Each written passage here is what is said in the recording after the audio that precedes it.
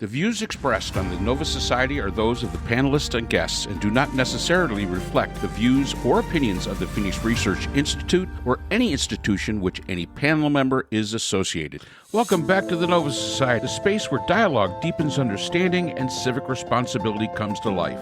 I'm Dr. Mark Bound, joined by our regular panel, Dr. Scott Gershwer and Dr. Brooklyn Ann Weldon. Together, we'll unpack the stories that matter most, exploring the headlines, the history, and the big ideas shaping today's conversations. Let's dive in and hear what the panel has for us today. Okay, Brooke, what do we got?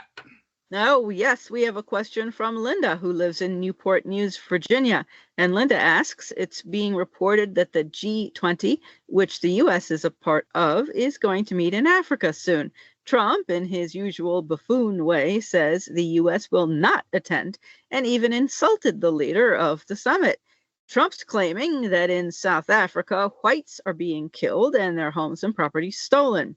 Trump now claims that in Nigeria, Christians are being persecuted.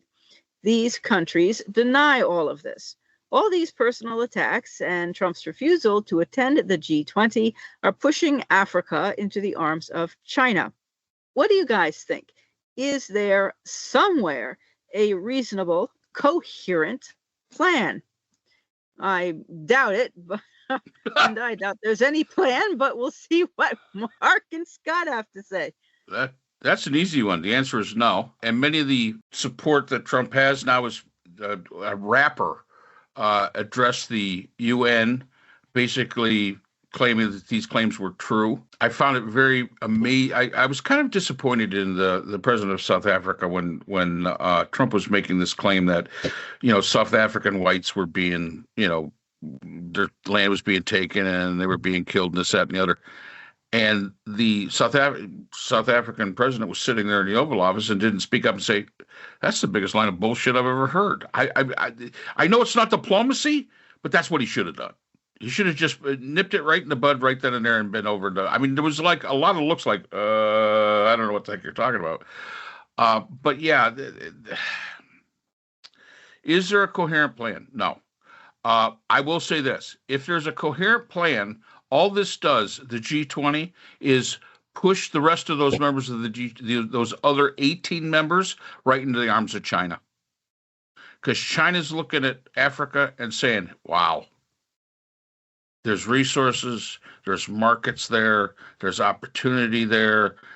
Hey, and the United States basically saying, screw it, we don't want to be bothered. And I'm sure Russia is in the same boat.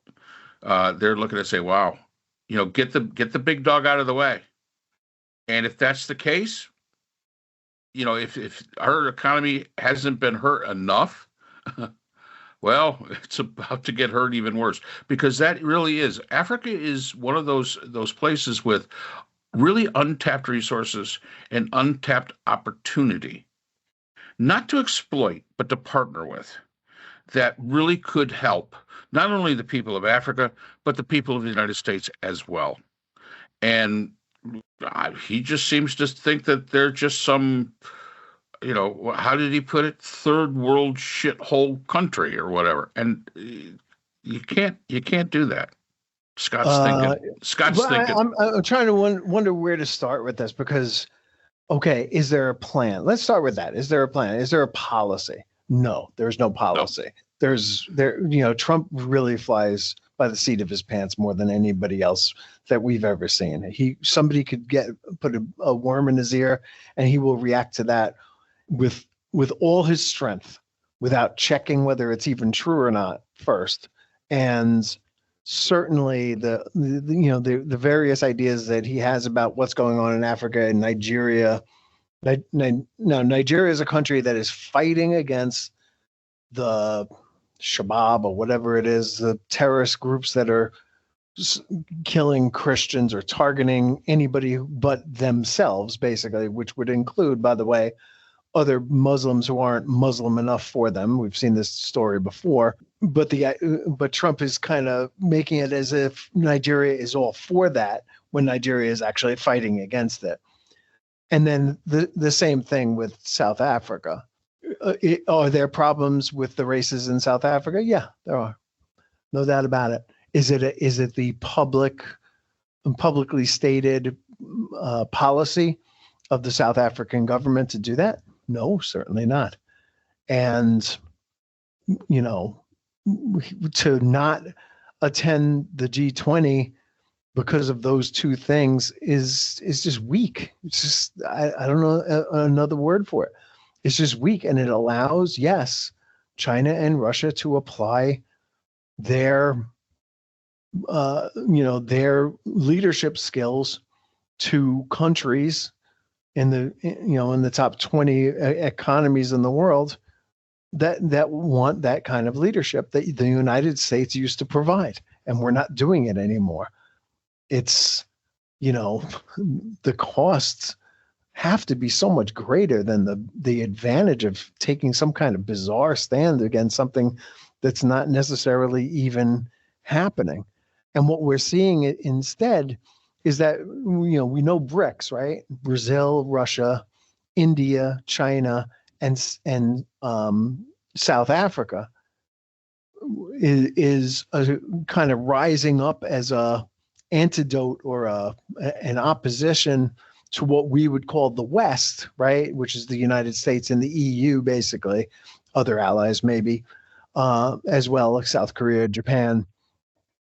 But BRICS is winning. Uzbekistan wants to be in BRICS, not the West. Bangladesh, Belarus, Bolivia, Cuba, Vietnam, Thailand, they want to be in BRICS. Turkey is, nominally part of NATO, is an EU country, I think, wants to be in BRICS. So right there, you can see that we're losing because of this. And as for what? For some, made up or misreported stories that he's simply overreacting to. So I don't see this as being a good thing. I certainly don't see any kind of policy here. We're in a place where there is tension or competition between the West and the rest of the world, and we're losing the rest of the world to the Chinese, the Russians, etc. I mean, we lost India, right? We lost India. That's gone. And that's insane that we would allow India to move closer to China rather than further apart. Yeah. Is grand strategy in bizarro world. Yeah. I mean, this is another sign that the concept of soft power when it comes to American diplomacy that we have used so well over the years. Now we've used hard power, there's no doubt about it, but this is one of those things where soft power really would come in handy and would be an advantage to the United States, and we are really good at doing that. And unfortunately, for us, the Chinese are really quick learners. They figured it out. They said, hey, you know what? Intimidation is one thing, but soft power goes a long way. And we're better to apply soft power when you've got the second largest economy in the world than in a place where emerging markets with a vast amount of resources that exist. I mean, it's a no-brainer. None of us here are an economist, but I'll tell you something. It doesn't take an economist to look at this and say, boy, this is dumb. The United States should be front and center. We should be front and center sitting to those African nations and to that G20 and say, you know what? We need to help these emerging markets because that opens markets to the United States. Unless you're going to tariff them back to the Stone Age, of course, there's that. But the fact is that that's what we should be doing. That's what responsible nations that want to advance and want to help support their own domestic policy, that's what we do. Domestic policy is one thing but it's still supported by international policy. And this is something where I cannot believe that those big, huge businesses, those big, huge corporations that we have here in the United States aren't screaming bloody murder about all of this. That Trump, who is definitely the most uninformed human being on the first face of the earth, even though he has access to all the information possible, that he's ignoring this. And yeah, he insulted. I mean, it's why would you do this, and give that open door? China must be just saying, "Oh, keep him in there." I bet you China's saying, "Please keep him for the next 20 years." Because if you keep him for the next 20 years, we'll be number one. You'll be the shithole country eventually, regardless of your manufacturing ability, because nobody wants to buy any of your crap. That's what's going to happen, and it boggles my mind. And no, coherent plan, Linda. Nope. Not even concepts of a. Not plan. even a concept of a coherent plan. Yeah, it actually reminds me of the end of World War II, where Hitler was doing so much damage to Germany through his own no concepts of a coherent plan that Britain and the Allies just let it go. They didn't even bother to try to assassinate Hitler anymore. They didn't bother to try to do anything except keep on slogging to win the war, because Hitler was just let him stay. He was doing a lot of the winning for them because he was doing so much damage to Germany. Absolutely. So, and you know what, Brooke, that brings up a great point. Sometimes the best way to defeat a powerful nation is let them do it from within. It happened to the Romans. It's happened to the British Empire. It's happened to all those great civilizations, all those great empires throughout history. They didn't lose to somebody from the outside. They died from the rot from within. So you're right. China's probably sitting back and saying, we don't really have to do much of anything. All we have to do is have our hand out and say, oh, hey, we're here to help if you need us, da-da-da-da-da, and let the United States absolutely implode in on itself and be done. And like I said, I'll bet you Xi Jinping is saying, please, can't you keep Trump there for another 20 years? Yeah, it's probably true. Whatever the value of the G20, and I have to assume that there's some value to it. I'm not 100% sure what it's obviously all these economies, and you want to try to create some kind of cohesion there. How are we going to react? It occurs to me that this meeting in South Africa is the 22nd. Where today's the 19th as we're recording this. The meeting is on the 22nd, and you know who takes over on December 1st as the head of the G20, and who's going to be hosting the G20 in 2026? Let's see. The United States, and it's going to be Trump Doral. Right. It is. It's Miami. Yeah, and it's us.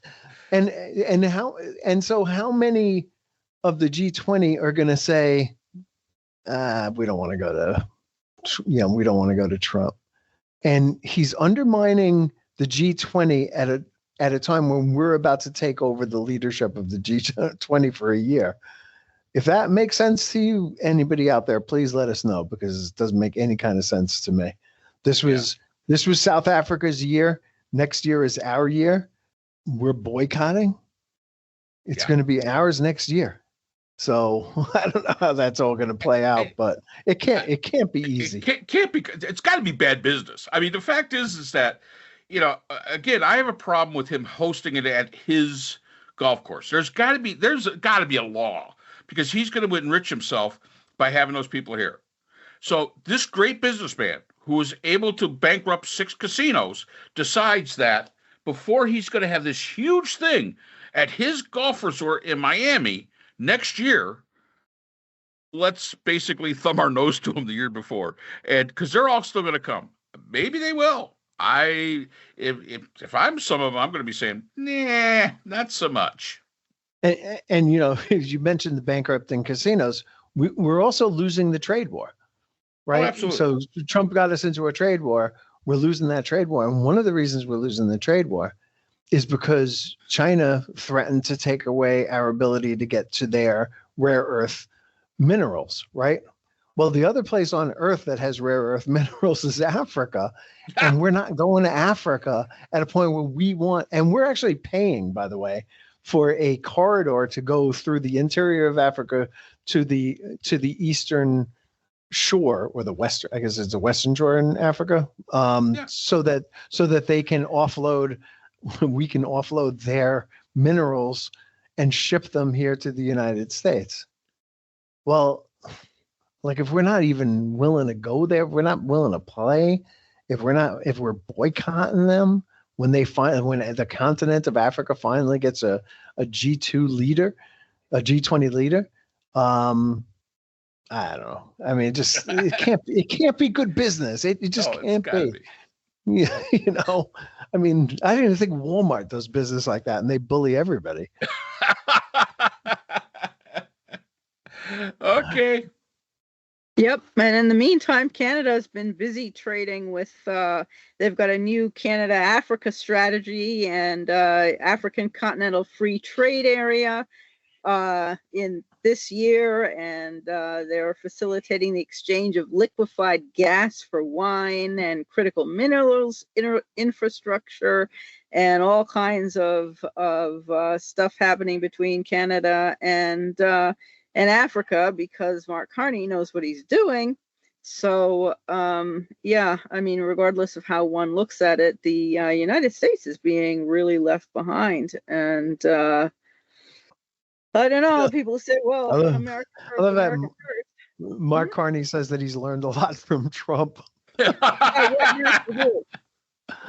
Oh, man. Yeah. This is what not to do. And good lessons. Oh, yeah, it's very good. I mean, Mark Carney probably looks at it. He has said, I learned a lot from Trump. Probably learned from how not to be the village idiot. So Right. There we go. Yeah, this is how not to run a country and how not to behave. And it's really bad. And it's just amazing. And people still support Trump, which I find unbelievable. Yeah, I just find that.